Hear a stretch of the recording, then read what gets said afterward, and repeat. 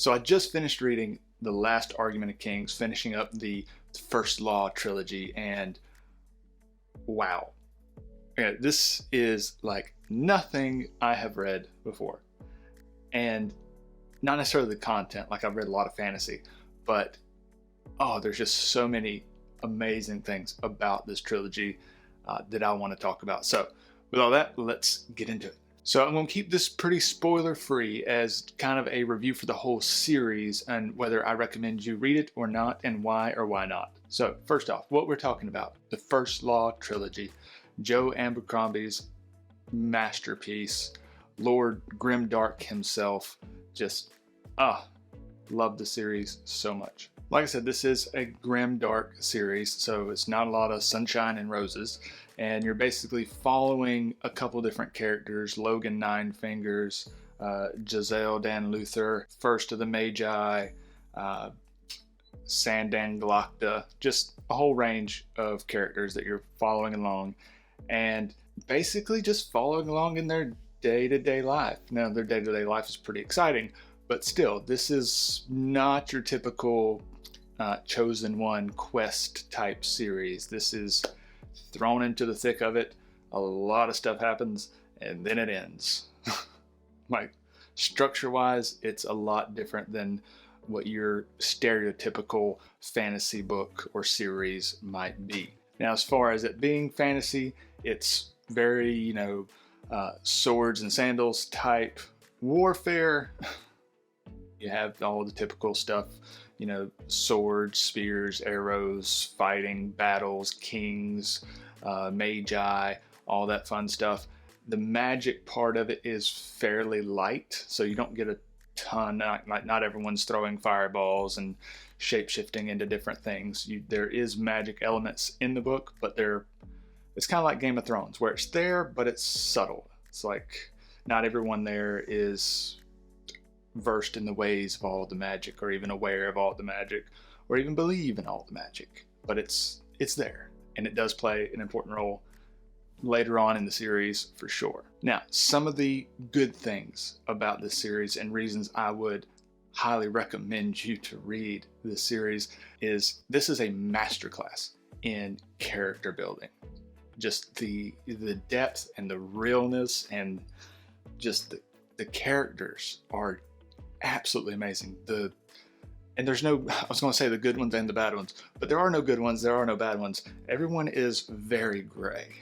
Like, everyone has their own motivations, everyone has their own morals, everyone has their own goals, and just the characters themselves, especially Glokta, which is my favorite character in the series. One of my favorite characters of all is a guy that was captured and tortured when he was a soldier for years, and then when he's rescued and is brought back to his country, becomes a torturer. And the depth and the play on all of that and the whole psyche of everything going on is fascinating. Scary, but fascinating. He also has a really bad limp due to all of his, getting tortured for years and years and years. And he has this vendetta against Stairs, which I love. I love the whole dynamic of that conflict between him and Stairs.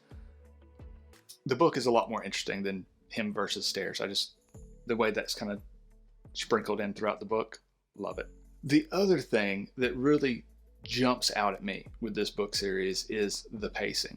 So the characters are a pillar of the series, like masterclass. The pacing of this book, of this series, is also something that stands out to me and makes it unique. But I don't know if I'd classify it as good or bad. I'm going to put it with the characters and just call it gray. It's what it is. So most books that you'll read, especially epic fantasy or any kind of fiction, has kind of a structure to it. Things happen and escalate, and then there's a peak to it, and then you have a resolution. It's the structure of a story. Not this one. This one equates to me much more like a roller coaster. Like you have things that build and build and build, and you go down, and you're like, whew, it's done, it's over. But then it starts building again, and then drops you again, and then builds again, and then drops you again. And you never know what's coming or when. It's like running a gauntlet and just getting hit from all sides while you're wearing a blindfold. It's chaotic, but it works. It really does. Like, I think having it unstructured in such a way that he does just adds to the realism of it. I mean, there's some where they're trekking and they're going through the wilderness and they're hunting down another army, and then the two armies finally meet and there's ambushes and it's like people are dying and it's climax and then done. And it's like, that felt like the end of a book. But then, like, the story's not over. Like, then you have to clean up the dead bodies and talk about what you're going to do next and who's in charge now. And now we got to go on to the next place and help out with the other guys. Like, things keep going. It's not just clean cut one story arc. It's just chaos, which is, to me, much more like realistic. It just brings in a sense of realism to the chaos, and I love it. I love it, and it's also slightly frustrating. Again, I'm not sure if it's a good thing or a bad thing. I think it's going to depend on how you feel about it when you read it, but it's definitely a thing, and it's a big thing. So that's kind of what stuck out to me. Those two main big pillars there: the characters being so well crafted, and the plot being just so chaotic, but in a way that works. Like, it's not chaotic because it's poorly constructed. It's chaotic in an intentional way. It feels like it's something. It's something to read for sure. And then you also have, with this series, it's a plot and not a plot all at the same time. Like the plot's kind of like the pace, where it's kind of chaotic, but in a way that works. So I'm a big plot guy. I love a good plot, especially when it has layers of secrets and you don't know exactly what's happening, but then after the fact you look back and like, oh yeah, I should have seen that coming. Love a good plot twist. These books have plot twists, and they're so, I'm